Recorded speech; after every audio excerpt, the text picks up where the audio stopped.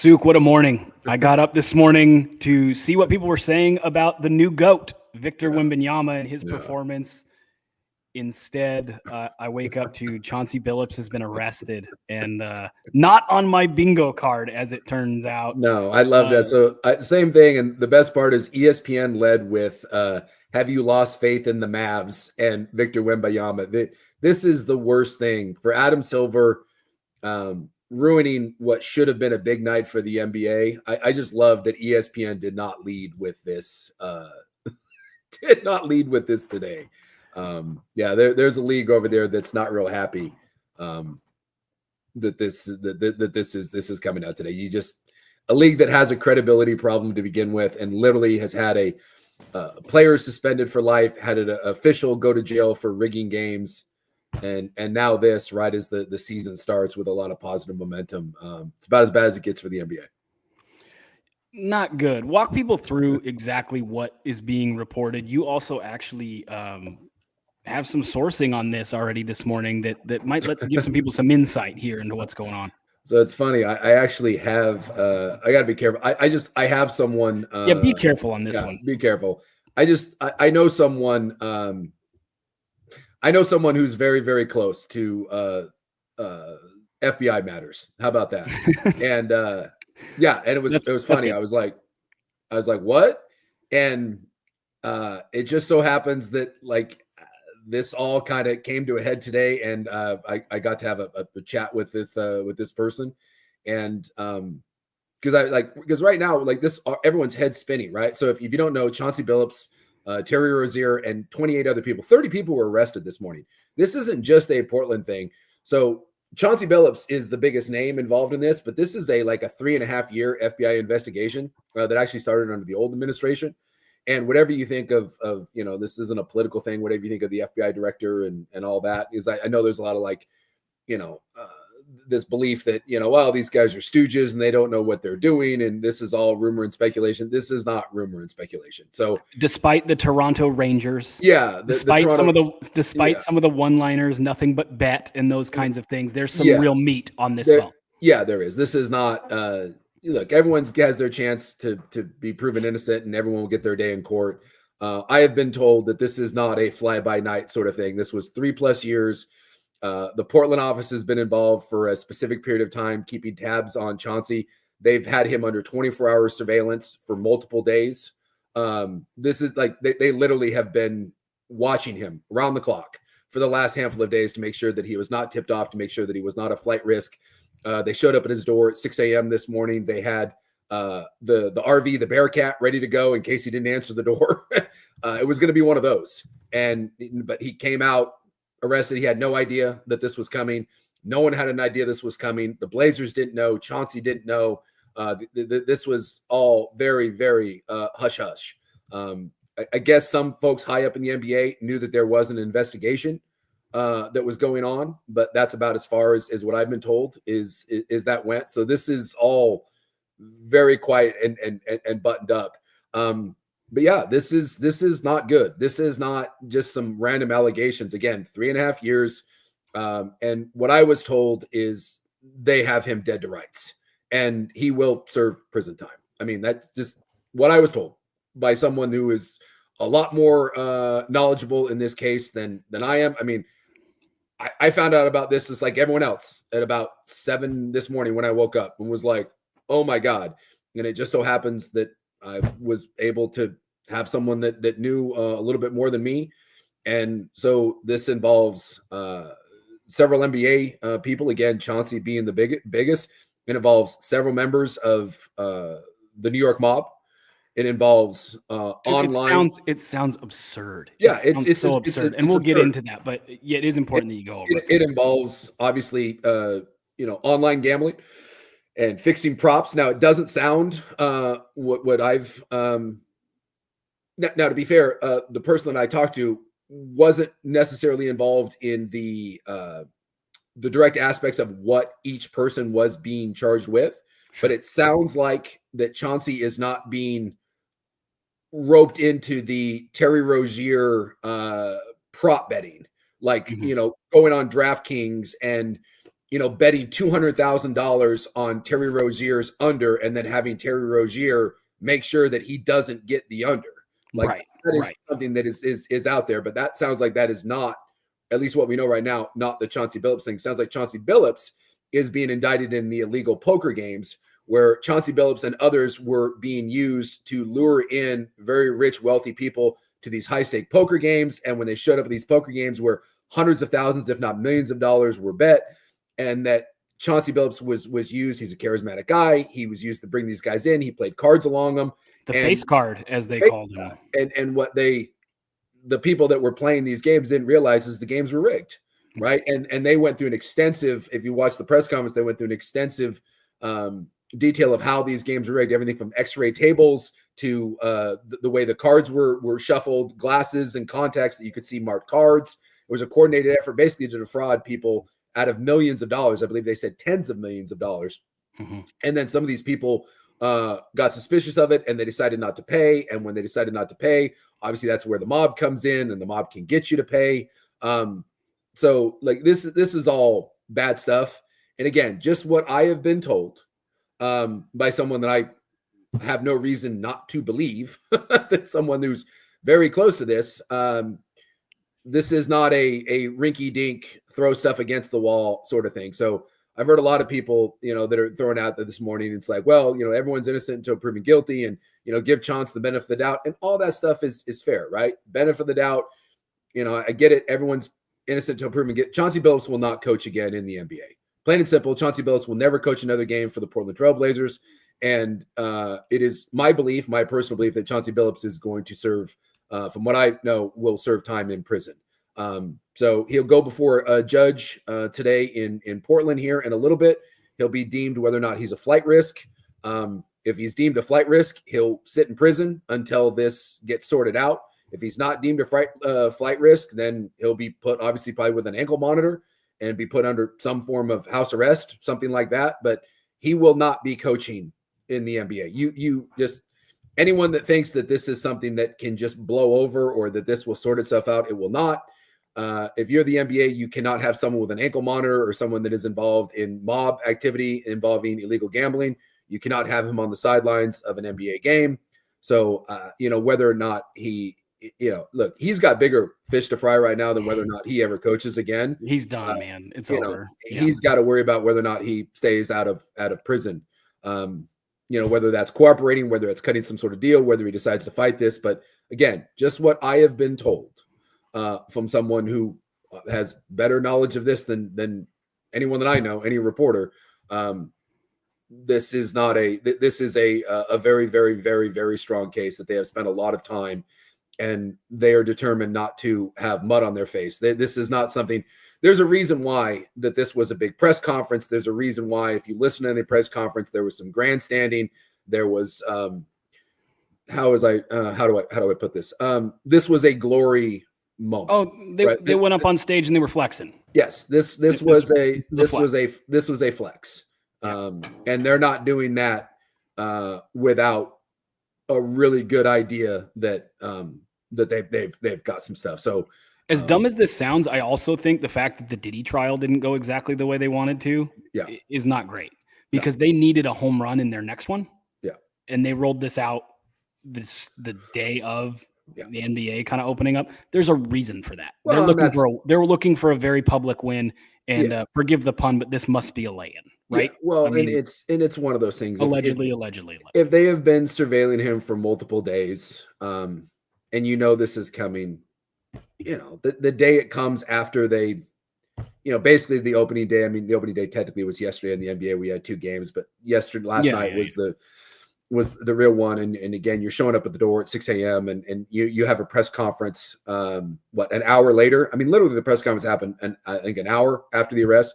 It was 6 a.m. when they showed up at his door. So they knew he was there. There was no question he was going to be there, because they had the press conference called for an hour after they knocked on his door. So. Yes, like I said, they have been well aware of his comings and goings and could have taken him down at any point, which again just goes to show that this was kind of a coordinated effort. And you will need a new Portland Trailblazer coach.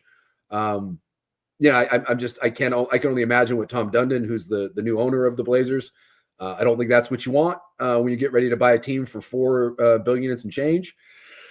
That's not what you want. You don't want your name being associated with this. As far as I've heard, this doesn't involve anyone else inside the organization. But again, the fact that, this goes back to, and now this is none of that stuff that I just talked about there to me is any sort of really wild speculation, right? That's what I know. That's what I've been told. Them's the facts. The facts, right? Yeah. But this stuff going forward, what is Joe Cronin doesn't have anything, as far as I know. I have not heard one whisper that anyone else in the organization or Cronin or anyone else has anything to do with this. But at the same time, you hired him. And at the same time, you vetted him. There was a thing when Chauncey Billups was hired, Chaunce is a very well thought of guy, right? He has good reputation and all that, and players coach. Chauncey Billups does have an ugly little thing in his past involving. Just real quick, Olshey actually is the one that hired him. Yes. But Cronin retained him. Cronin retained him. Yeah. Right. But Olshey Cronin and Olshey were both, they were both part of that front office. They were both part of the front office. It's fair. Yeah. So valid point. I just want to be clear. Yeah. Yeah. Be clear on that. But, he did have a problematic a thing involving, an incident back in Boston and involving some women and some situation there. And for a lot of people, that was problematic. And they went through and said that they had done their due diligence and that they had vetted him and that they felt very comfortable and all that. And so, when you vet someone and you say, this is our guy, and you tell us that you did your deep dig into this, and here we are, and you brought him back, and so like you said, you and the old regime hired him, you yourself retained him, and now you look beyond ridiculous, and that you're coming into the season and we're one game in and your coach just got arrested and there was a press conference on national television and the FBI director is kind of walking on your grave right now. Look, is that Joe Cronin's fault? I don't know. That's not for me to say. But again, if I just bought something for $4 billion, I'm going to want some answers about why my head coach, who just got an extension, is now being perp walked. And I'm sure when he makes his appearance there in court, he will be perp walked and he will be in cuffs. And that's going to be on TV. And I'm going to want to know from my GM, what the hell, man? You said you vetted this. And you're the one that vouched for him, and you're the one that signed him an extension. So that's the speculation. Where does this go? I don't know, but I promise you that is not the way you want to start this season, and it's not the way you want to start the new ownership. And you just wonder if this isn't, what does this do to the season? What does this do for the future, not just of your coach, but of your GM? This is just bad. This is just all bad. There's so many things. There's so many things to get into and to unpack here. And so I think to start, to me, it is very, very strange. Before we get into all the other stuff, it's very, very strange that a millionaire would need to do this for a cut of some gambling money. Yeah. Unless potentially, and this is pure speculation, but either you're a giant dick because you're a multimillionaire and you feel like screwing people over for a few, maybe 100,000, maybe a few million. I mean, but you're already rich. So you're either a giant dick for doing that, or you were also in debt from some other things. And that's one of the questions I have, because this feels like when you're involved with the mafia and you're the face card for this high stakes scam. Again, you're either a jerk or you were put in that position because you were underwater. And if he's underwater, what's he underwater for? Is there another shoe that's going to drop, that gambling on games, any of that stuff? Yeah. I still think that's a concern. I'm not saying it's likely. I'm saying, what are we doing here? Well, so I asked that question to your source. I just asked that. Yeah, I asked that very question, and he didn't have an answer. Right? He's like, I don't know. Right? Again, it was someone that was more, it was aware of stuff, but wasn't actual, a lot of this stuff came out of, came out of New York, more of an East Coast thing. But I asked him that, and he goes, a lot of times, and again, this is where I'll get into, this is just pure speculation. He said a lot of these times it has nothing to do with money. It just has to do with the excitement that it's like, when you're a kid and you're out running around on the street, sometimes just doing dangerous stuff is exhilarating. There's a rush to it. Yeah, right. Sure. You're out, and it's why do people do dumb stuff, right? And it's dumb. Whether you're out, someone steals a car, or someone's out street racing, or why do some people that are wealthy shoplift, right? Was that the Winona Ryder out there? There's a rush to it, and sometimes when you're around people, I had a chance a number of years ago. I got to know a few members of a motorcycle gang, a 1% gang, like outlaw motorcycle biker types, and very, very. I don't know. I look like this, but it was one of those where weird. They let you right in. I'm shocked. Someone was a fan of the show, right? And so, like, there was an invite, and so I got to meet some people, and it was one of those things where, dude, it's an interesting. Why do people like mob movies? Why do people like Goodfellas? Why do people like Casino? Why do people like these? Why Sons Blinders? There is an allure to that, and I got to spend this much time around kind of that outlaw biker world, right? I got like a brief introduction to it, and dude, I can totally see why for some people that is the most badass thing, because it's people that don't give a shit. They play by their own rules, right? There is like this, I've seen this in the movies, right? And you hear these details, these poker games, and it's X-ray tables and contacts that can read hidden cards, and it's like, hey man, we're going to make a lot of money off this. I can totally see how someone, and again, I don't know if this was the case. I was told that it is not uncommon for someone to get sucked into that world, and it has nothing to do with money. It has nothing to do with needing money. It is more to do with the idea of the rush. Yeah. The rush, and you're into it with the cool crowd, right? You are. Why does every rapper love to play gangster, right? Why does someone, these people, Tupac, who has more money than he knows what to do with, why is that guy running around with gang members in the streets of Las Vegas, beating the hell out of people and firing guns? Like you see this all the time with celebrities, right? Or, that have everything you can want and don't necessarily come from that life, right? They come from a performing arts school in Baltimore. You come out to the West Coast, all of a sudden you're hanging out with some people, and then now you're kind of in that world.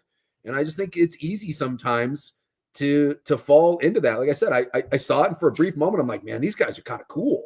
It's like, dude, this is kind of badass. And then you're like, no, this isn't, this is not for me. Yeah. Yeah. But it's that level. And before you know it, man, like, you're hanging out, and, you're part of the cool crowd. And next thing you know, those probably hard people to say no to. And this is, again, where it's wildly speculating. Maybe we'll find out. Who knows why he got involved in this, but I don't think it's a big jump to look at. There's probably a dozen different ways that someone seemingly with everything to lose and really nothing to gain does something like this. This will not be the first, and it will not be the last time that seemingly someone over a couple bucks that makes more in a year than he'll make off of something like this, doing this in years and years, his cut of it. You're like, man, what are you doing? Who knows? Sure. But here we are. His life is forever changed. Sure. His world came crashing down about 6 a.m. When you imagine that fear, like when the knock at the door comes, and it's the FBI, and you look outside, and it's not one or two FBI guys. And I'm sure eventually video will come out of the arrest and all that. But I can assure you, it was not one person that showed up at his door this morning. It was not. This was a full on ready to go. You don't want to answer the door, we will come in and get you. You don't want to open the gate, we will remove the gate. It was one of those types of situations. That's wild. It's wild for the Blazers season. Listen, I think Dirt and Sprague do a good job breaking down the Blazers. I think they all picked them to either make the play-in or not make the play-in. They were like a bubble play-in team, right? So this isn't derailing like a championship run.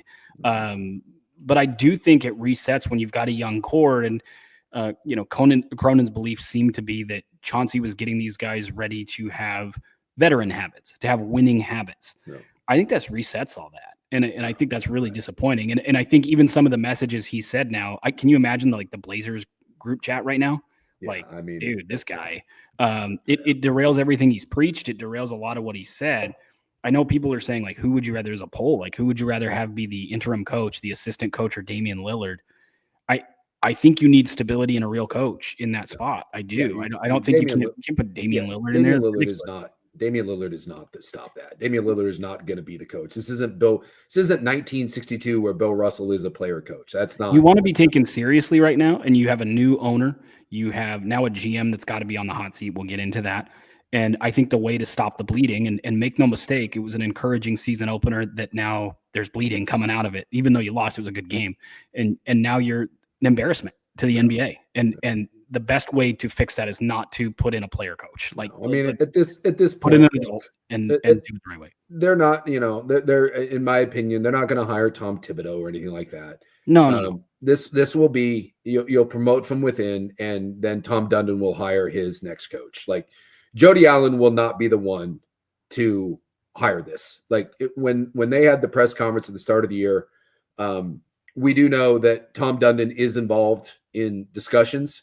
Joe Cronin said as much, that they are having discussions with that. So the next permanent hire will be one made by Tom Dundon.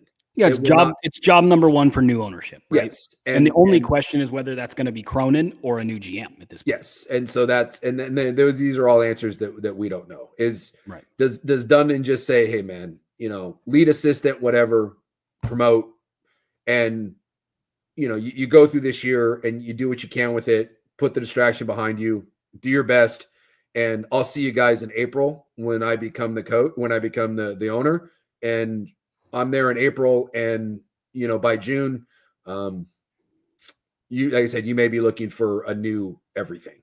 So yeah, I wouldn't expect this to be a name that you've heard of. I would just expect this to be a senior member of the staff that gets pumped up, and then you just do you do the best you can with this. But yeah, I've definitely, I just can't imagine you bringing in someone from the outside to deal with any of this stuff when Jody's just sitting there, and maybe Jody's like, thank God, like this is done. This is not my problem. This will be Tom's problem. Yeah. Enjoy the franchise. Yeah. I do think it's interesting, and there are some parallels here, very loose parallels. They're not the same thing. I'm saying very clearly, between Billups hiring and Trent Bray's hiring in one key aspect, different situations. But you and I both, when Trent Bray was hired, and we've talked about it on this podcast, it wasn't hard to find folks who were like, hey, not sure this is going to work out. Now, that had nothing to do with illegal past behavior or anything like that. Yeah. But it does have to do with doing your proper background check to find out whether a guy's a fit. I'm just talking fit here. We're not talking criminal stuff. Yeah. And I found so many, overwhelmingly, everyone I talked to, people I talked to who also are in this business, said everyone I talked to said Bray's not a good fit. And it felt like Oregon State wanted to hire him, and they hired him. I think, and it didn't work out. I think the Blazers are now in a similar spot where people said, hey, not sure about this Chauncey guy. And now this is a much more serious thing. And now he's gone. People are talking about Scott Barnes as the athletic director potentially needing to go because of the hire of Trent Bray and how bad it blew up. Cronin's now going to face those same things a little bit further up north on I-5. You've got both guys who kind of hired the guy who was a disaster for very different reasons.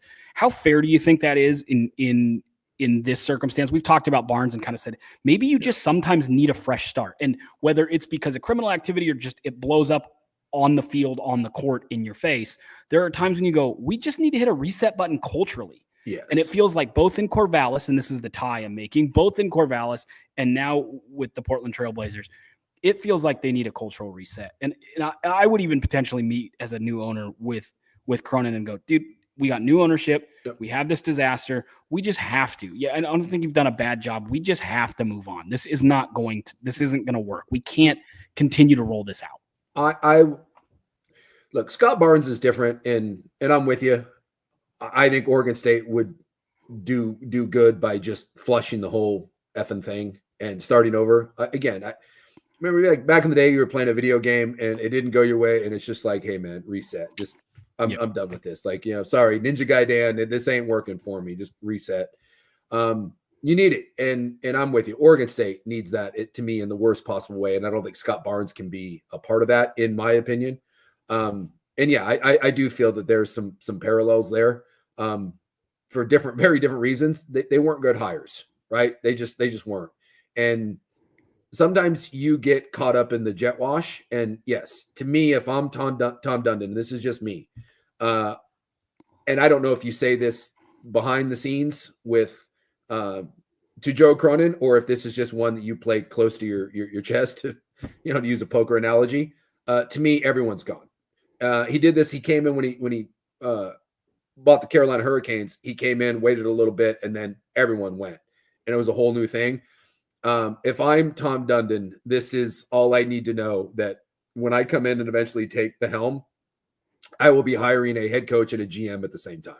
Yep. And you do this a lot in the NFL. Like, if it's really important to me in terms of football, and football I think is a little different because the GM and the head coach play a much bigger role, I think, in that sport maybe than in any other sport. And you have to have harmony. And so to me, it just makes total sense as you're coming in and you're trying to turn the page and you're trying to win back over a city, and you're just trying to move on from whatever the hell this has been for the last handful of years. And it just feels like this is all that you need at this point to just say, hey man, whether it's your fault or not, you're caught up. It happened on your watch, right? And this does happen at times where, when someone does something and it doesn't necessarily, again, let's use a mob term, right? If I vouch for someone, right, let's go Donnie Brasco, and I vouch for someone and say, no, this is my guy, he's okay, and it turns out he's an FBI informant, right? Guess what usually happens to the guy that vouches? Guess who's getting whacked? Yeah, you get the copper headache, man. You get the 22 behind the ear. Yeah, and I wonder, and I know that's a bad, it's a bad analogy, a little bit right now. I got you. No, it's good. I'm not trying to, I'm asking you where you're putting your chips. Yeah, I would think at this point, there's just no way. No. I would just think there's no way that Dundon comes in here and says that this shit is standing.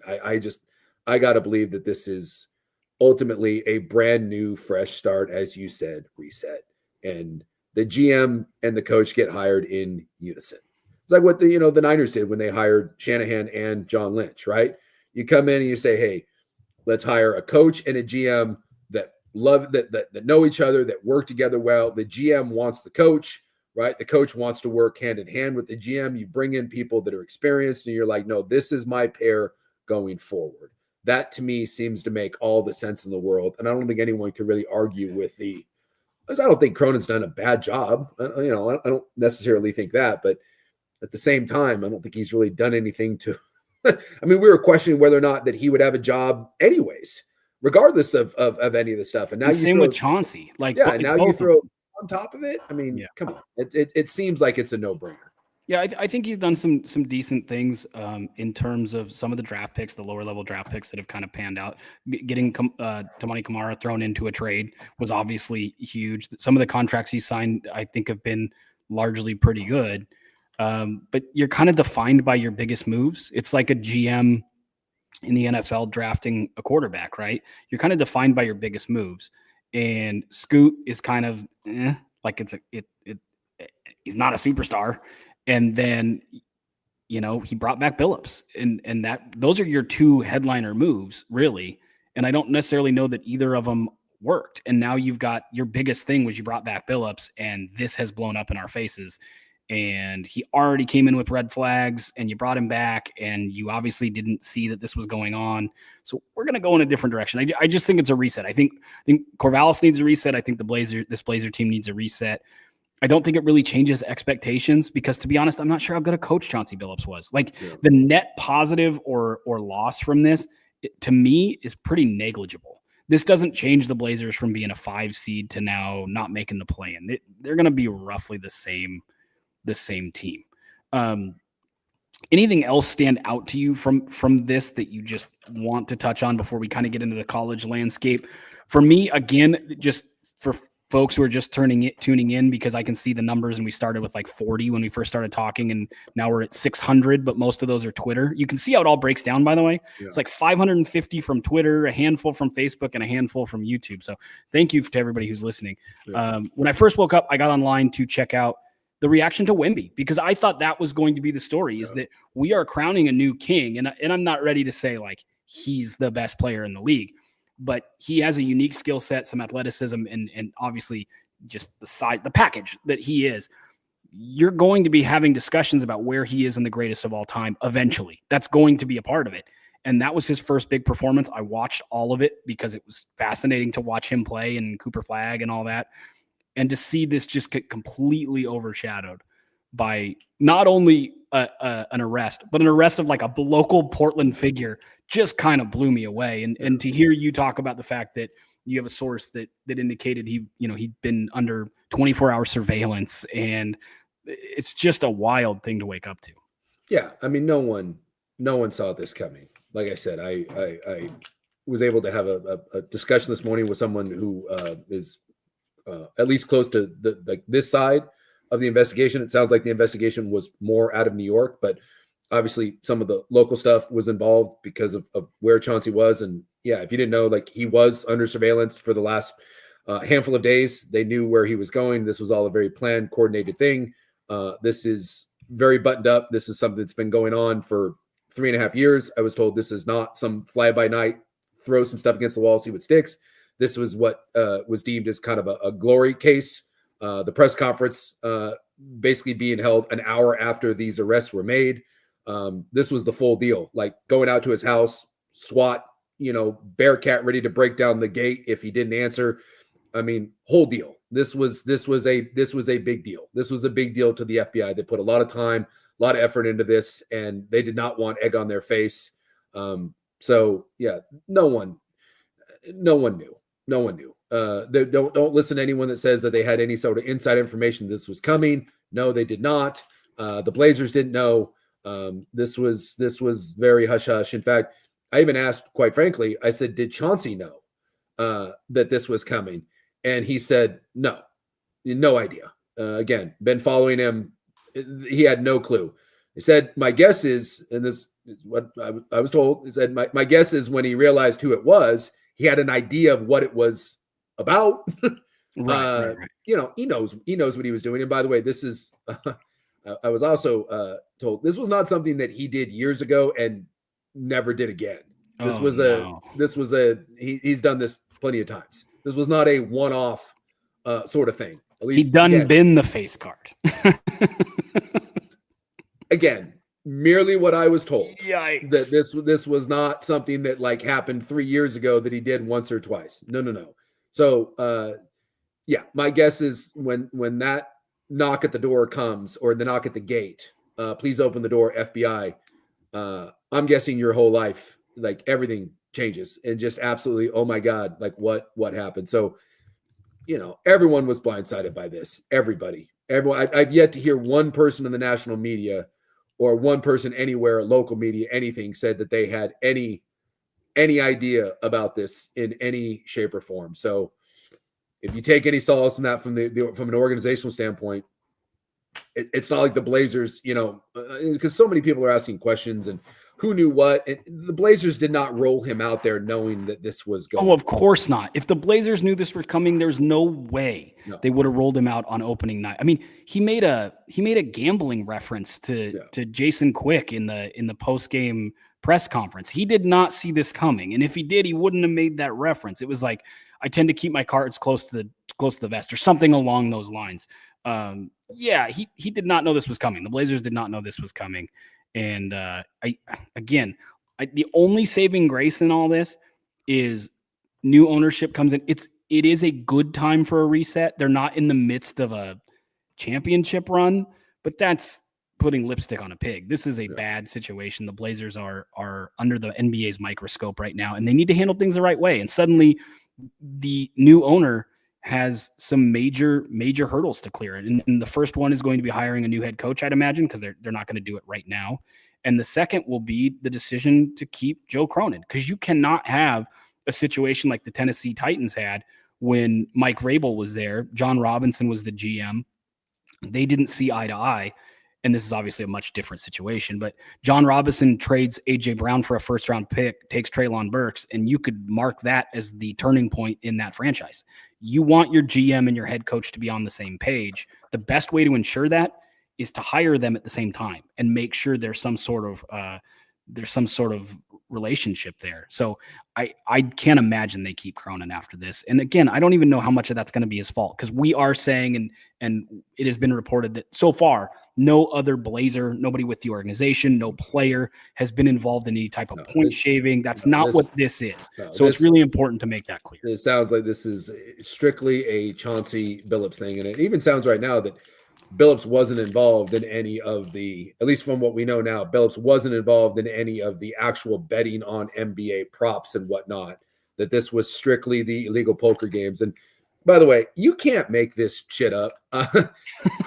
This is so weird. So Chris Marlowe, I guess, is the Nuggets play-by-play voice. And this is why the internet is both good and horrific. So, and this does believe, I got to be careful I'm not getting like ball sack sports, but this comes, so Chris Marlowe, again, play-by-play guys, 20,000 Twitter followers. So, of course, someone starts digging through everyone's Twitter. He has a tweet from 2022. Now, the Nuggets play-by-play guy, he has a tweet, and it's of a big poker table, and it says reserved for Chris Marlowe, and it's sponsored by Point Bet, and it says, and I quote, at the Porter/Billups charity poker tournament tonight, hoping to clean up on aisle 5 at Altitude TV. And if you don't know, the Porter they're referring to is Michael Porter, right? The Nuggets player. Oh, guess who no. Michael Porter's brother is? Jonte Porter. What did Jonte Porter just get? No. Got dinged for illegal gambling and shaving points and stats, and he's arrested and banned from the NBA. Are you playing with something with your hand? Oh yeah, sorry. I was Good Lord. I had a little throat losses thing. I just was like, this appears to be an actual tweet at the Porter Billups charity poker tournament tonight, hoping to clean up on aisle. You can't make it up.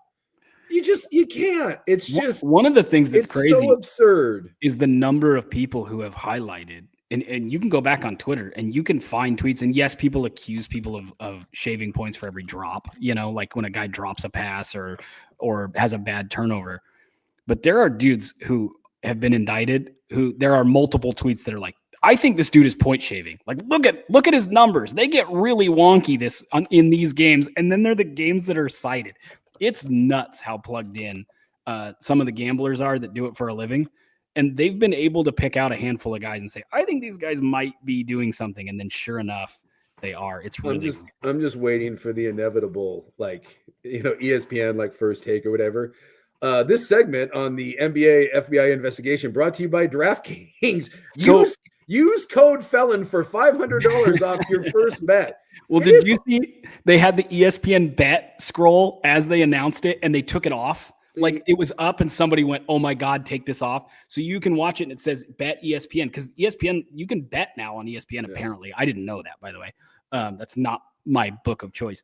And they get about 15 seconds in and it just drops from the screen, the ESPN bet, as they're talking about it.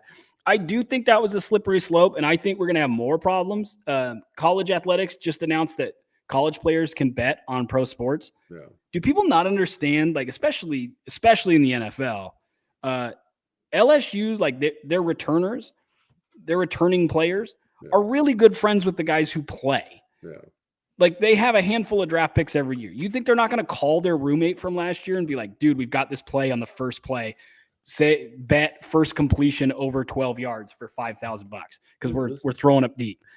That's gonna happen. It's such a slippery slope, and because sports has embraced it, we're going to have this. I don't think it makes it right, but we've talked about this a number of times on the podcast that in anything there's a range of quality of person, and people tend to think athletes skew on the bad side, and that's not really true. The work ethic it takes, the studying it takes to be a great athlete, there's a lot of discipline that goes with that. It's generally the same range as any other profession.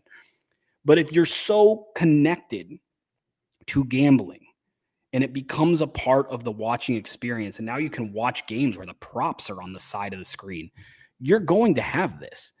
And this is the price, literally, the price of doing business with tying gambling to your sport so completely. Do you see this as something that's going to continue to happen? Because to me, every time one of these happens, I'm like, okay, the latest domino, and we're going to have a series. This is never going to stop until they outlaw gambling because they've tied them together. Well, one, they won't outlaw gambling again. It's just it's not going to happen. Pandora doesn't go into the box; it goes out. Good luck putting that back in. I mean, you have, literally everything is brought to you by DraftKings or BetMGM. It just is. I mean, honestly, it is insane. And I like to sports gamble.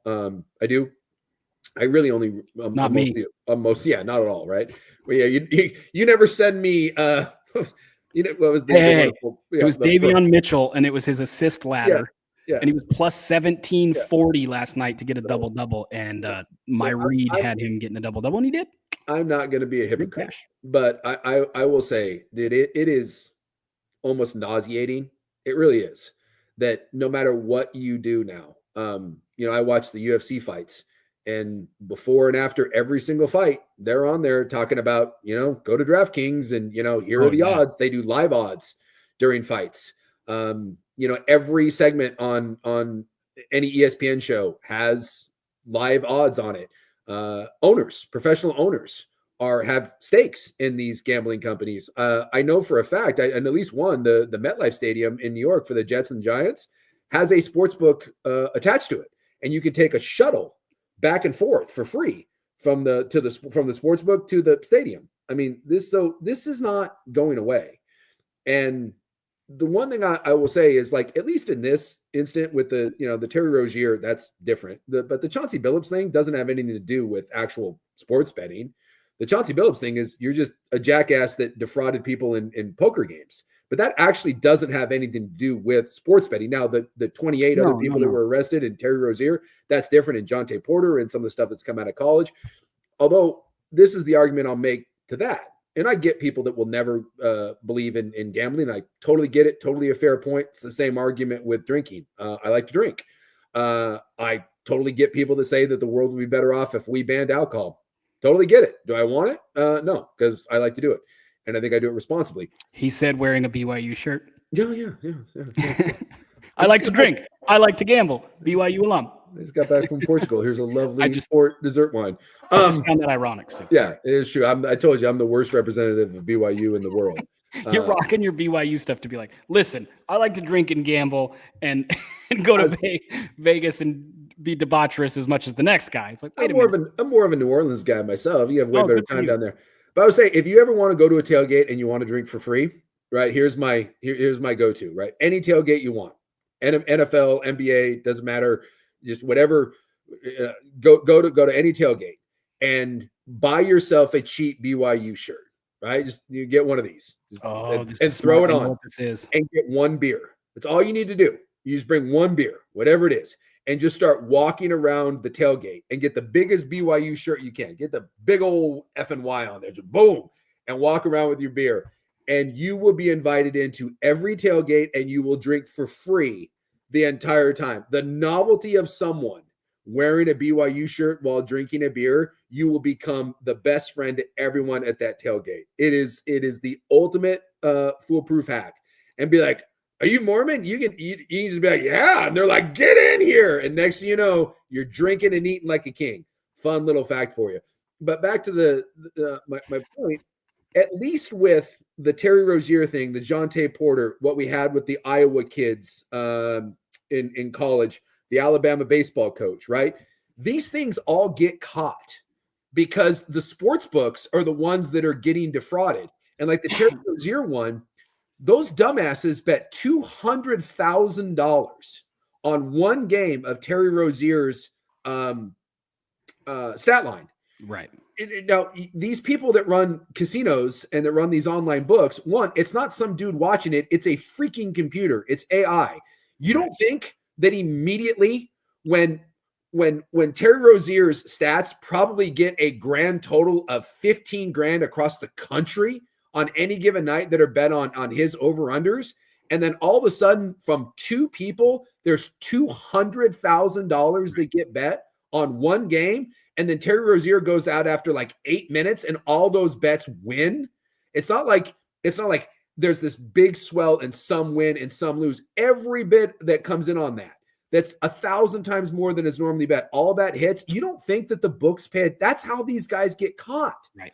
And the casinos immediately go to the feds, because the thing that they can't have is they can't be deregulated, because then there's billions of dollars on the line. So that's the one thing I'll say to people that pearl clutch over this and be like, oh my God, more people get caught this way, because the old way of doing things, right? The alleged Chris Webber way, if you will, allegedly, or some of the old stuff, that all happened behind the scenes and is almost impossible to prove. This stuff, you get caught. The Alabama baseball coach got caught.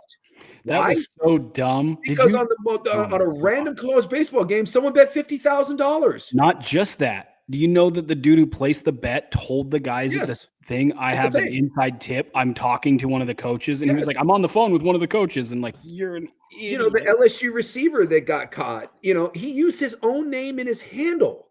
Like, so these companies that are in charge of this are very, very on the ball. And so that's the only thing I will say is, as bad as this is at times when it seems to have these scandals that pop up, these guys get caught, and it's really hard to get away with it nowadays, because any abnormality that pops up, you would have to be really, really smart and sophisticated and kind of bleed a little bit here, $5 grand here, 10 grand there.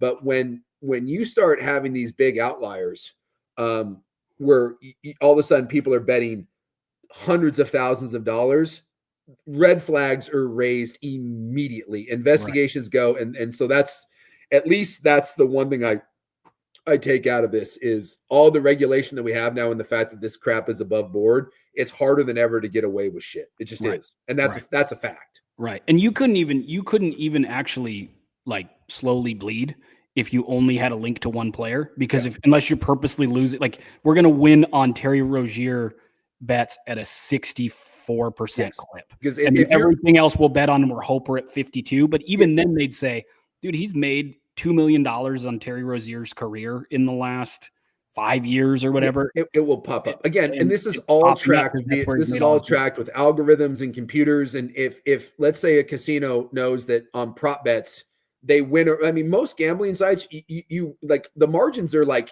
a professional gambler wins like 53% of the time. Yep. Like if you're a professional gambler, you are not anyone that's like, I win 80% of my bets. Horse shit, you do. Right. There's so many of these. And be careful. It's one of my great peeves I have. You have all these people now that have YouTube shows and whatever, and they're gambling experts. No, they're not.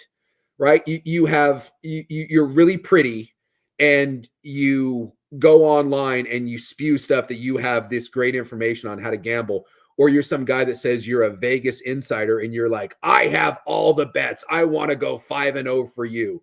It is the biggest crock of horse crap. And there's so much of this stuff that's being spewed out there. But if you talk to real gamblers, real professional gamblers, it's one in the margins.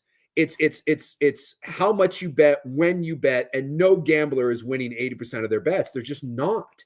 And so casinos know, right? The whole point of a casino when a sports book is you want equal action on both sides. That's why they set lines, right? Like when you see a line, you're like, oh my God, I have to bet on that. It's because they want you to. They want equal action on each side. So all of a sudden, if you have one player or one team and there is abnormalities and you're like, oh my God, this group of people is winning 85% of the time they make bets. The casino isn't just like, well, I guess they're really smart. Right. This stuff all gets flushed out. Right. It just does. And so it's really hard to run a complex long-term scheme like that without tipping off a computer. You're not trying to fool, Joe from Philly that's running his little numbers book. No, you're talking about running a really complex computer from $1 billion organization that doesn't like to lose. Right. There was a start to the last NBA season. There were two bettors that were working together on Twitter, and I followed them for football stuff. And they were like, we think we've got a really good read on the NBA to start the year.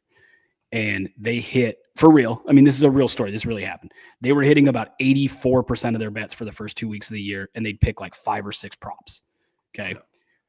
Within 2 weeks, because I was betting small units on every bet that they did because they were hitting it at such a high rate. So within 2 weeks, every time they tweeted a bet, Vegas, like I was on DraftKings, so they tweet it, and I'd set the reminder, and they tweet their daily props. Like, here are our 5 props that are going to hit, we think.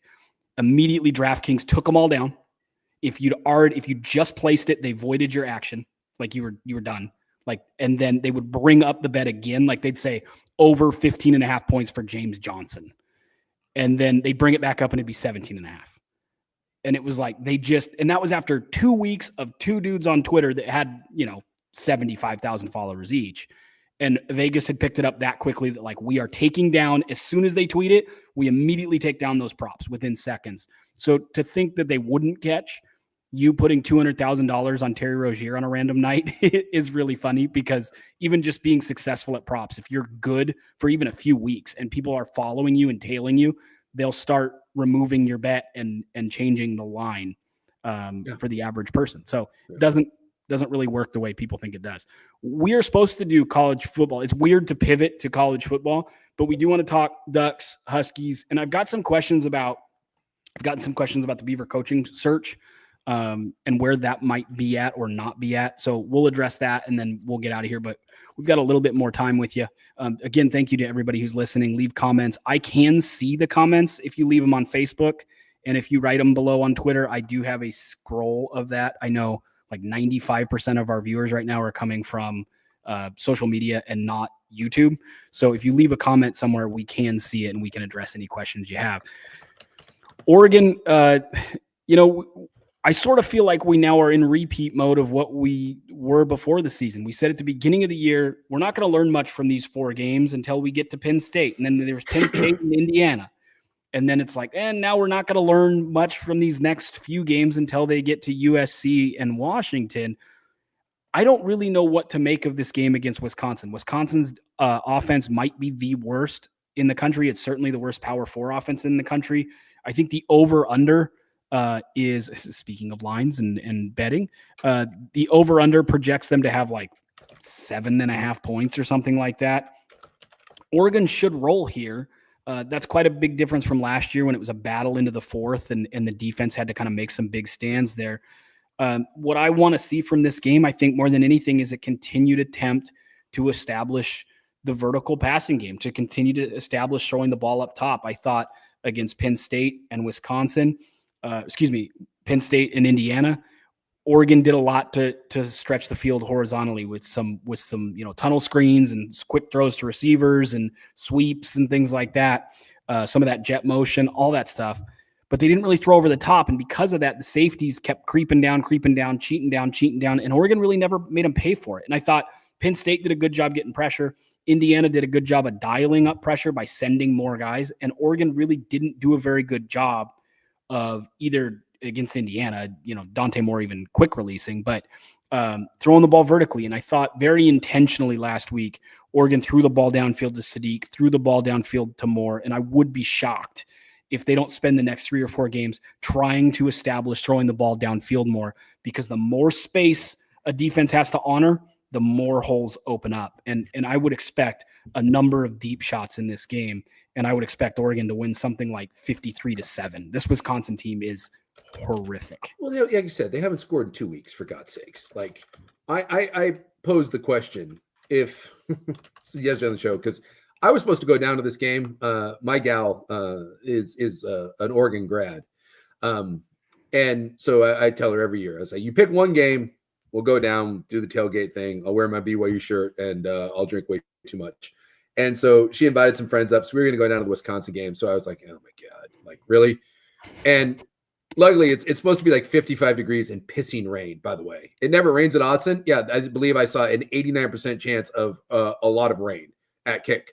So luckily she has decided that we're not doing this. We're not going to go sit down in the rain and watch this blowout. But I asked the question because there's no reason to watch this game. There's isn't. It will be over before you know it. And I said, if Oregon had to pick, how interesting would it be? Speaking of like gambling, If we gave Oregon they told Dan Lanning, pick a score, and you have to do everything. You have to make sure it lands on that exact score. Like if we told Oregon they had to win 42-3, that might be interesting to see them have to win by that specific score. And by the way, I think they could do it. Oh, for sure. If I said 42-3 and I gave you 3 points wiggle room, right? 3 points wiggle room, I believe Oregon could do that to Wisconsin. That's how bad Wisconsin is. So I'm with you that when you look at Oregon, this is one of those games where you are going to get to, like you said, last week was kind of the same thing. You are going to get to play around with some stuff. Last week, they were shuffling around the O-line a little bit. They moved Harkey into right guard, which has been, I'm not going to say it's been bad, but yes, it has. Against good competition, it's been bad. Against the bad teams they warmed up against early in the season, it was sufficient. Yeah, so it has been their weakest spot. So they brought in Janoris Wilson, who's a monster of a human being, athletic guy. You know, he's caught a couple touchdown passes. Maybe puts on the 91 and plays a backup tight end sort of thing. Big, huge kid, redshirt sophomore. They moved him in. They brought Harkey down, who's a giant human being too. I'm interested because I'm interested maybe Isaiah World moving in because I think Harkey's a better tackle than World is, but I get it. Maybe Wilson is more comfortable playing right tackle than he is left right now. So you move. So you saw some shuffling of the offensive line there. You mentioned I really thought there was a concerted effort to have more of a downfield vertical passing attack because you're gonna need that. By the way, like Iowa coming up in 2 weeks. Iowa held Indiana. Iowa's a good team. Now they can't score, but Iowa's defense is good. Iowa held Indiana to 20 points. Mm-hmm. And so that's on the road at Iowa. We don't know what the weather's going to be like, but it's in November. You know, that could be a little bit of a funky, that'd be a little bit of a funky game there. So yeah. And then you got Minnesota, USC, Washington. So this may be these, Rutgers and now Wisconsin. This is the time to kind of work out some wrinkles. If you want to play around with moving some guys and kind of exploring some different formations and trying to get more of a vertical passing attack, these are the weeks that you're going to play around. So you certainly saw it at Rutgers, and it wouldn't shock me if Wisconsin, I'm not saying it's going to look ugly, but if you just see some stuff and you're kind of like, that's interesting. We're all of a sudden we're running, some new formations. Like all of a sudden we start, seeing some different stuff and some different motions, or, you're trying to attack with some backs out of the backfield, or again, you're working more vertical routes. This is the sort of week where you're going to play around because Wisconsin can't threaten you. They just can't. Right. Well, we saw that last week though. Like yes. Cooper Perry, I think Cooper Perry's a really good receiver, Under Armour All-American in high school. He got in the first quarter, definitely the first half. Jordan Davison was getting carries that weren't near the goal line. It's just kind of feeling out where he's at in other situations. De'Aaron Hill, who has kind of established himself and is kind of a slider guy, but won't be probably by the end. He's getting some rest, it feels like, while Whittington kind of gets lathered up and gets some running going. So it feels like the running backs right now are being put in situations either to get in a groove or just to see what they've got. And I thought it was nice to see Davison do something other than be a goal line back. And I think it's nice that De'Aaron Hill, after he took on probably more of the workload than they would have anticipated in that Penn State game, has kind of taken a step back. And that might be as simple as just getting him 100% healthy for the stretch run. Yeah. I mean, so take it for what it's worth, watch Wisconsin, and I don't know if you're going down there, dude, bring some rain gear. It does rain at Autzen. It's going to rain. There's an atmospheric river, they say, coming through our wonderful part of the country. And so, I mean, you can keep an eye on that and kind of see what happens to some of the different combinations. But I am intrigued at Iowa. I think Iowa will be an interesting test. Because remember last year when they went out to Wisconsin, and Wisconsin wasn't a very good team last year. Remember, that was a game into the fourth quarter. That was a one-score game. And there was like, oh, shit, like, Wisconsin's in this. I think that will be Iowa next week. Iowa in November, we all love to make fun of Iowa. In fact, I have a punt sweatshirt that I made a couple years ago because I just loved the whole Iowa punt thing. And their best player was their punter. Wasn't he an All-American or something? Oh yeah, dude. He was the punt god, and he punts in Pittsburgh now. And there was this great shot of the. I remember they were playing like Rutgers or someone, and every time Iowa punted, and they punt like 12 times a game, they cut to the crowd, and there was these two guys, and they were just wearing gray sweatshirts. I'll wear it on Monday. I'll wear it for this podcast. It's one of my favorites. And it's just this gray sweatshirt, and it just says punts. And every time you look up Iowa punts GIF, and every time that they would punt, they would cut to these guys in the crowd, and they're like, it was their moment. It was their moment. And I was like, oh my God, that's the most amazing thing. And sure enough, the internet's undefeated. I immediately went online and I was like, yep, there it is. Like, bought it. And I bought my Iowa punt shirt. And I bought my son one too. My son didn't even know what it was. He goes, Dad, that is awesome. And I was like, you want one? He's like, yeah. So me and my son both have because it was two guys in the crowd. Yeah. So me and my son have matching Iowa and it punts sweatshirts.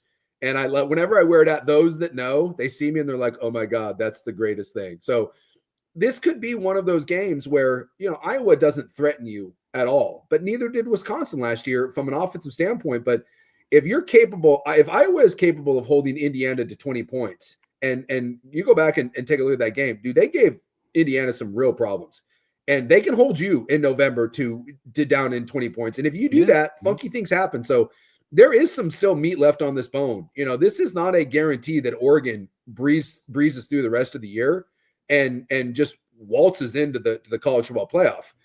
There will be a test. And I do think next week at Iowa, if you want a sneaky game that could jump up and bite you in the ass, it is on the road in November at Iowa. 100%. The two games that Iowa has lost this year, 16-13 against Iowa State and 20-15 against Indiana. Mm-hmm. And like, that's and by the way, that Indiana team, that was at Iowa where they went in. And go ask Indiana if that's an easy place to go in and play. So keep an eye on that. Yeah, Iowa's good defense, and PFF had them graded out through the midseason as the best offensive line. It is in America. So that's something to watch. Because we're not doing a lot of preview detail on Oregon, I thought it was a good time to go over this. One of the things that's really surprised me, and I think we've talked about the running backs and the freshman running backs being so good, Brandon Finney being phenomenal, how quickly the Corian Morris hit the ground running, the depth of the defensive backfield. We've highlighted a lot of real positives. One of the groups that I've found to be a little underwhelming is linebacker. I really expected Oregon's linebackers to be kind of tone-setting downhill thumpers. Yeah. And I bet you could count on – you'd get to your second hand every game the number of times that a running back gets met in the hole and goes forward another 3, 4, 5, 6 yards against Oregon. Does that worry you come college football playoff time? Do you think that's a scheme thing that you can – kind of dial up some of that with your linebackers where maybe they're hitting the hole with a little more force? Or do you think potentially, hey, kind of red flag, Oregon has at times not looked like the most physical bunch in their front seven outside of the edge rushers that have been pretty dominant at times, Tuioti and Uyunglele?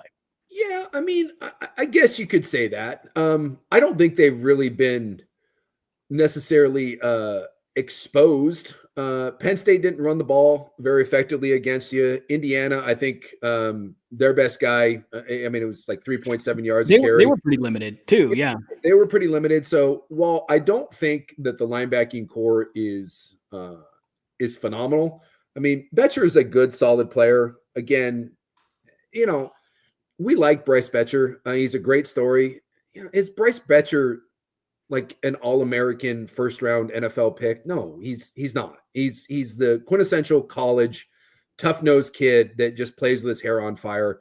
Jerry Mixon, at times, flashes some stuff, and he's an athletic guy and runs around. But remember, they play a lot of this. They play with 5 DBs. Their essential defense is a nickel defense. Right. They're out there. Yeah. Yeah. And so when you look at like what Thieneman does, they kind of treat it the way, Ohio State does with Caleb Downs, and he's essentially a linebacker kind of sniffing around.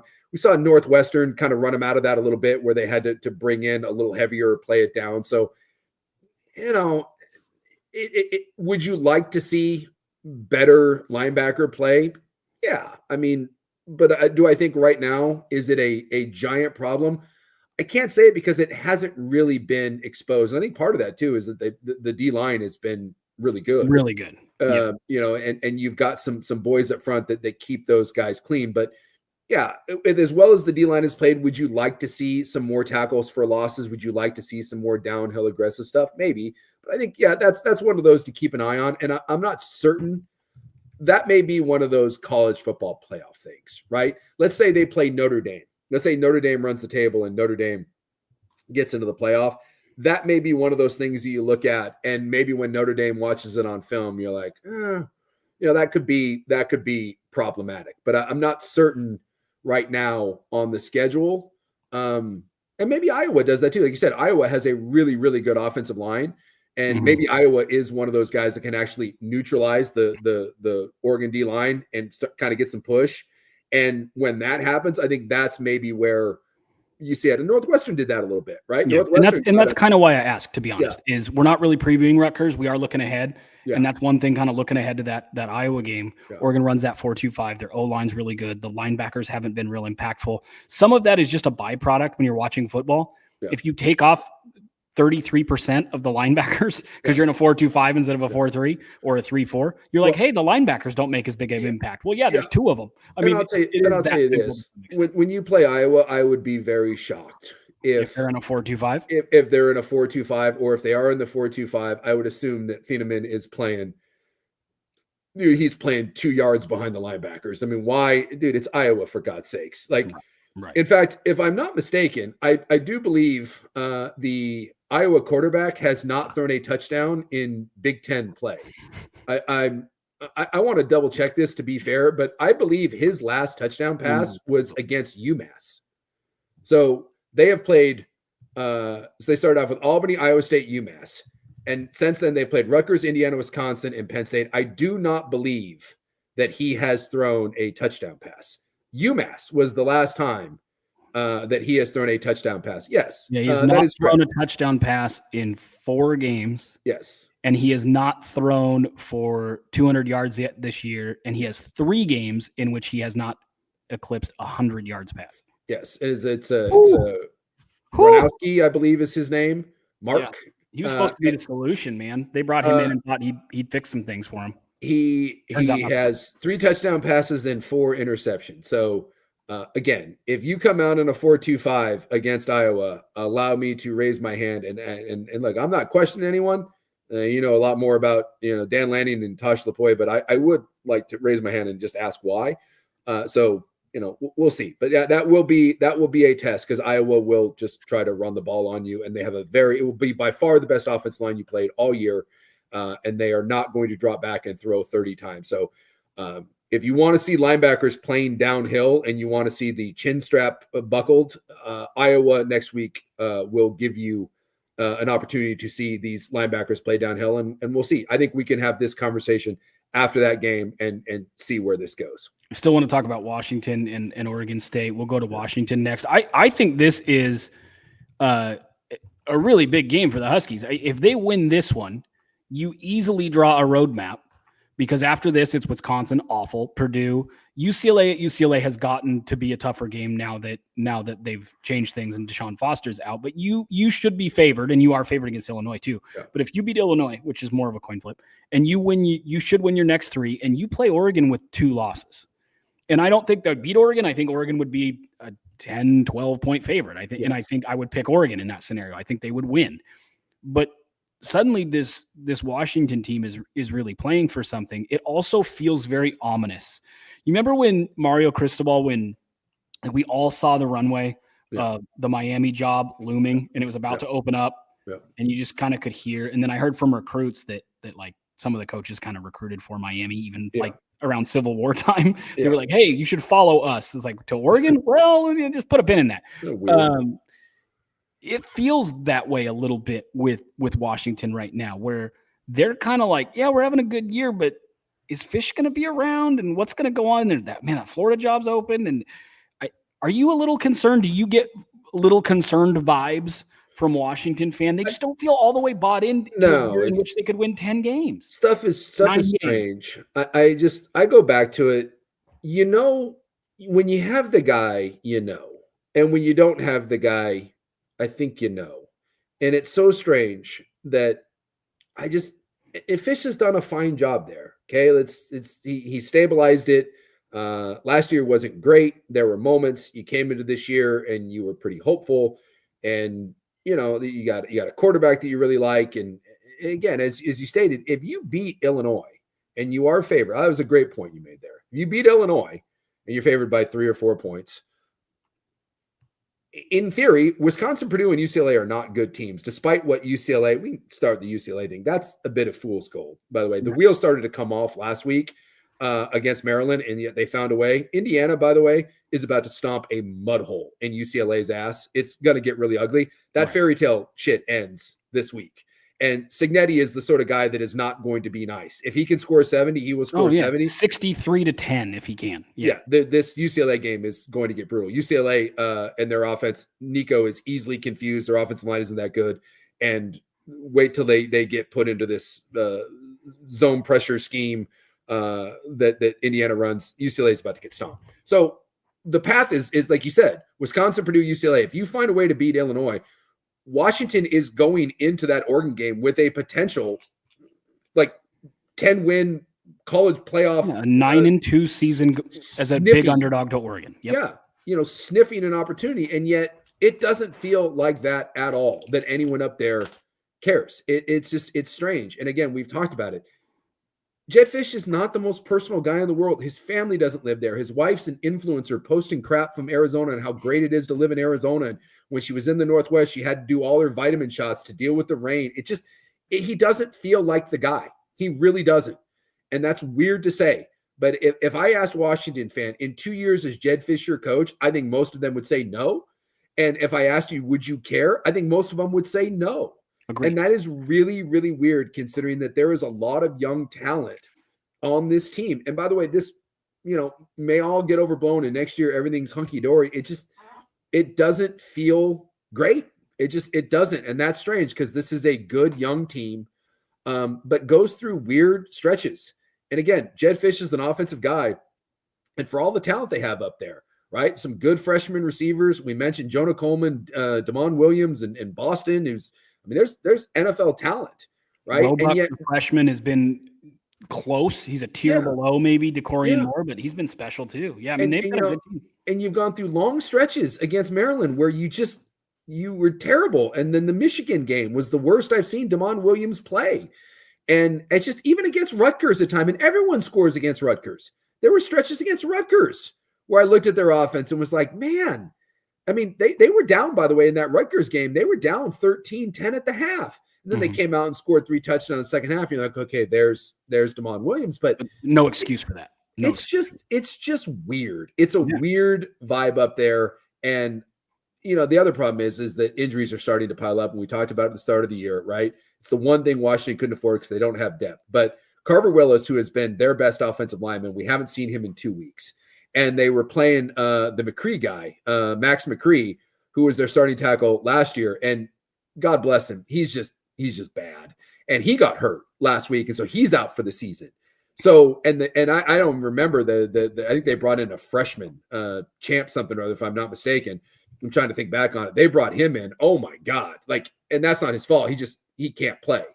So, and I don't know what Carver Willis is stat for this game, but Washington has to do something. And John Mills, their freshman, All-American type stud, he's been out for the last couple of games. So you just can't afford any more injuries. They need Carver Willis and they need John Mills back stat, because if they're playing their 4th string tackle out there at left tackle, that ain't good. For Uiagalelei, that is not going to age well. So.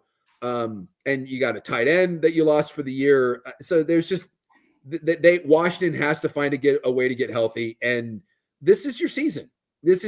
I believed in Washington this year. I thought they were going to be a 9-win team.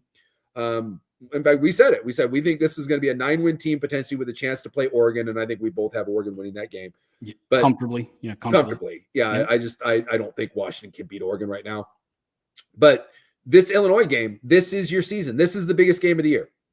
You beat Illinois and you have a really good path to put together a hell of a second season for Jedd Fisch. If you lose to Illinois, now we get into that, hey, where do we go from here? What are we playing for? And, the injuries start piling up. So this is a monster marquee game in Seattle, 23rd ranked Illinois coming into town. We saw an Illinois team that bashed USC in the face and should have won that game by double digits. Illinois is a good team. They're not elite. But this is a team that Washington can and should beat. And I want to see how they perform after by far their worst performance of the year.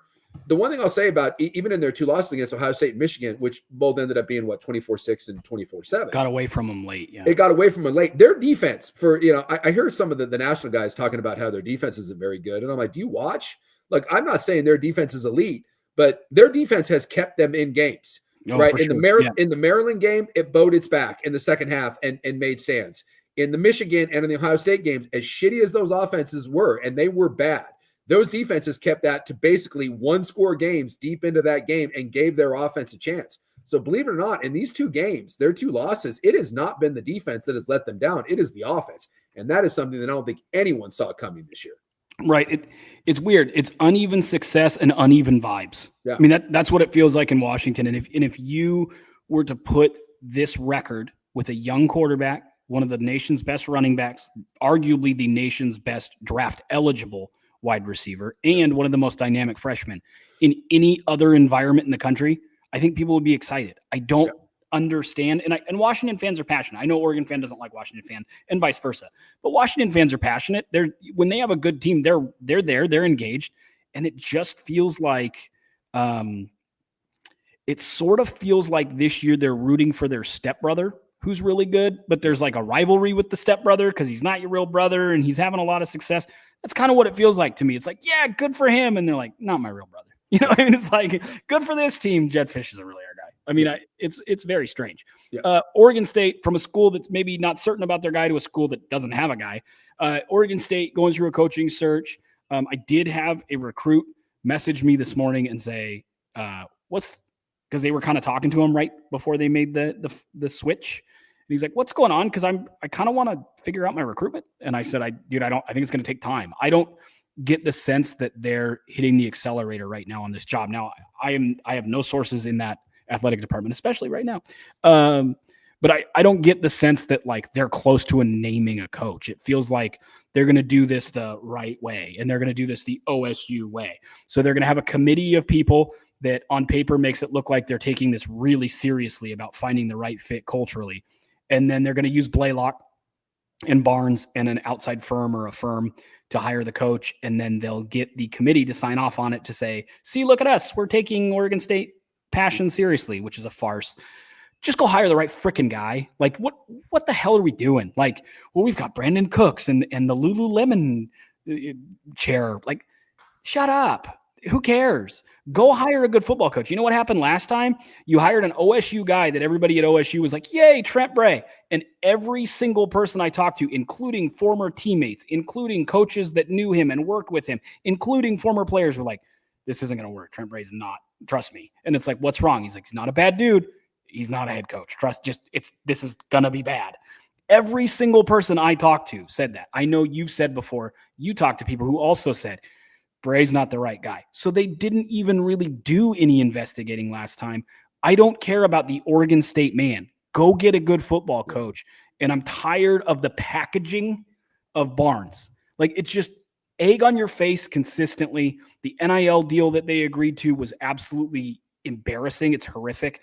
It doesn't sound like they've torn out the Blueprint Sports. Doesn't sound like they've torn that up yet. Just go hire a football coach and move on from Barnes, because his rhetoric is so stale. It's so stale, and I'm just over it. Go hire a good football coach and somehow find a way, if you do keep Barnes, to have Barnes be the guy that hires him. But I don't trust Barnes at all, because everyone I spoke to said Bray's going to be a disaster, and Barnes was really excited about hiring Bray. So I don't trust his judgment. Yeah, I'm with you. Like we talked about this earlier in the show. It needs a whole refresh. That it would just be beneficial to everyone if Scott Barnes went away, but Scott Barnes isn't stepping down. So, and I haven't seen anything from that place that leads me to believe that they care. I mean, what do we hear? The criticism is there. It's just from an organization no one gives two craps, right? And it's kind of a rudderless ship up there. So, it goes back to, whether it's the committee or Scott Barnes, like you said, oh, we're taking it super seriously. And we've, Brandon Cooks, like, all right, well, And to be clear, Brandon Cooks was a great receiver, sure, and he's a great football player. I don't know what Mike, he's not the guy to get on the horn and be like, hey man, I'm just checking. Does this guy have the personality to be an Oregon State guy? Strange. Why? Yeah.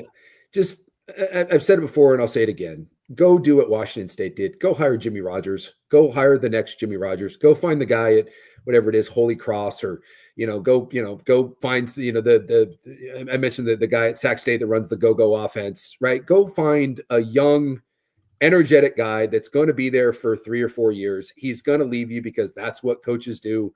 Kalen DeBoer at Fresno State. Yeah, when you have big success, you're going to leave. That's just the nature of the beast. It happens at big schools too.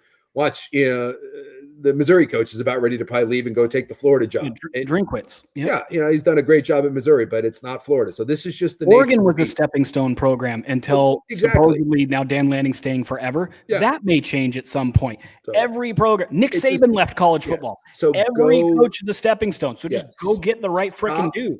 Worrying about being left at the altar and finding someone that wants to be here forever, because that doesn't exist. Jonathan Smith wasn't here forever. Let me give you a little tip here. Trent Bray wasn't going to be here forever either. Nope. Stop it. If he was successful, he would have left eventually. If Trent Bray would have gone in and done what people, hoped he was going to do and won 11 games and gone to the college football playoff the way Boise State did, you really think Trent Bray is at Oregon State in 2 or 3 years? Stop it. He's the Missouri head coach when Drinkwitz exactly. Florida. That's what I mean. Come on. Dickert talked all that crap, up at Washington State about the leaving and all that after Jonathan Smith. And what did he do? He took the first train out of town. He's at Wake Forest. That's the nature of the beast. So go find the guy the step below you.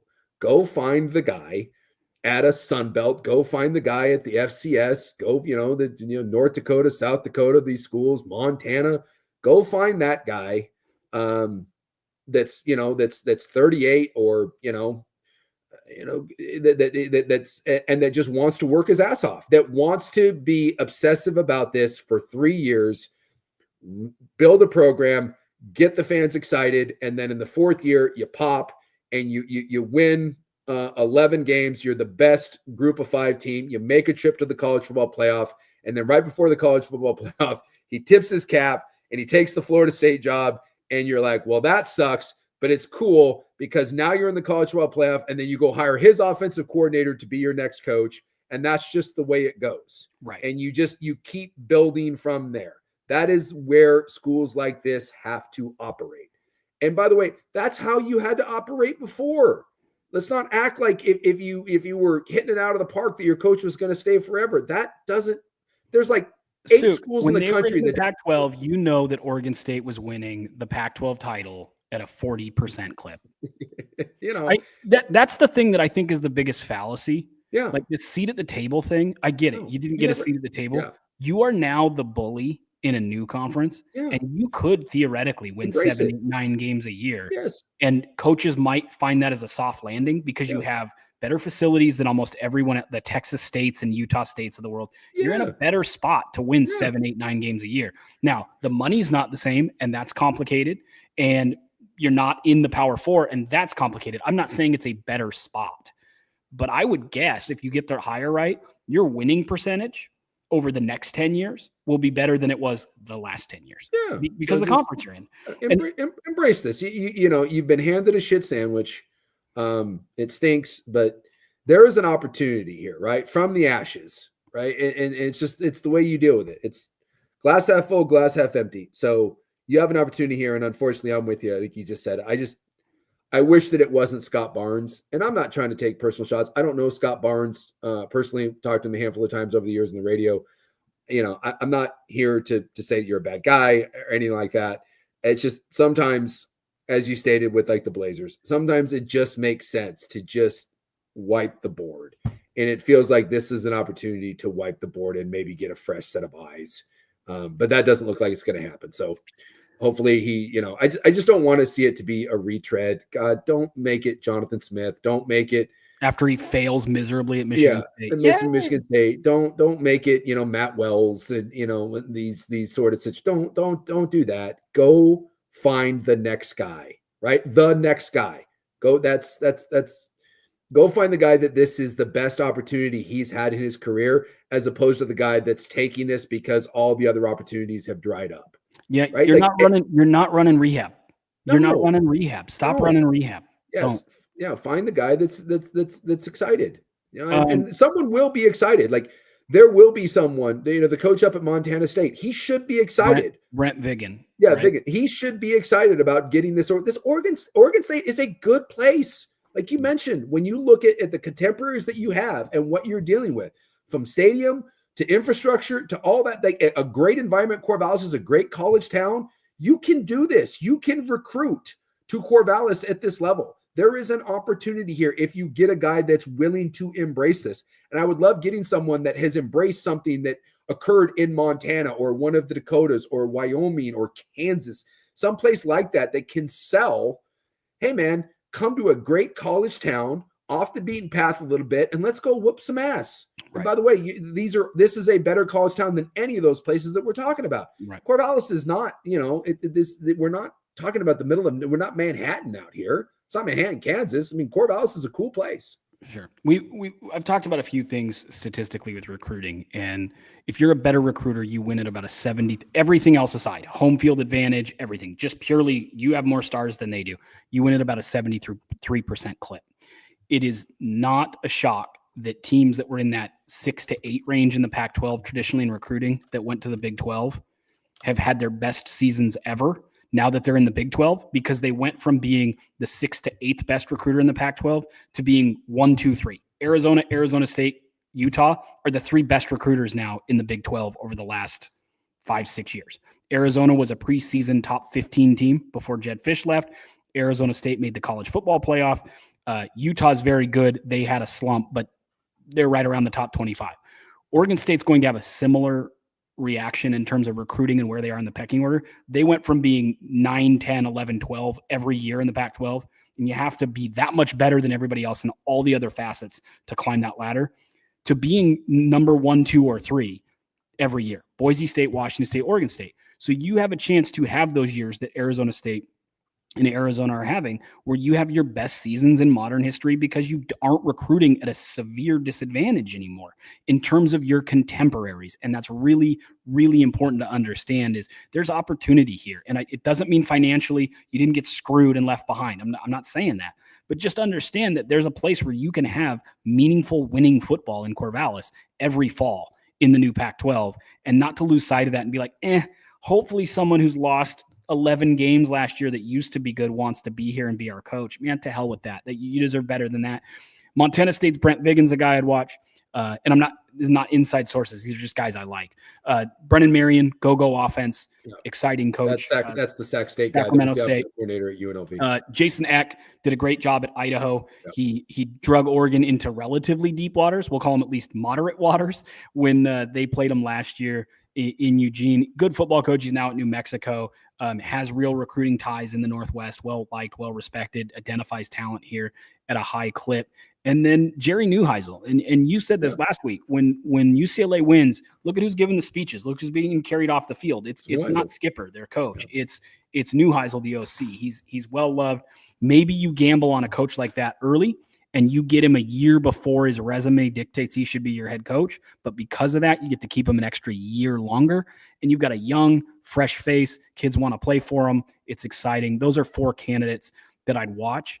And so help me God, and so help this podcast, if they hire like a retread, whatever, I'm going to have a really hard time not coming out guns a-blazing, metaphorically, about just, why do you keep doing this to yourselves? Why do you keep doing this to yourself? So fingers crossed, but it doesn't. Have you heard anything in terms of momentum? We'll leave the podcast there, but I haven't heard anything in terms of momentum, other than the committee that means nothing.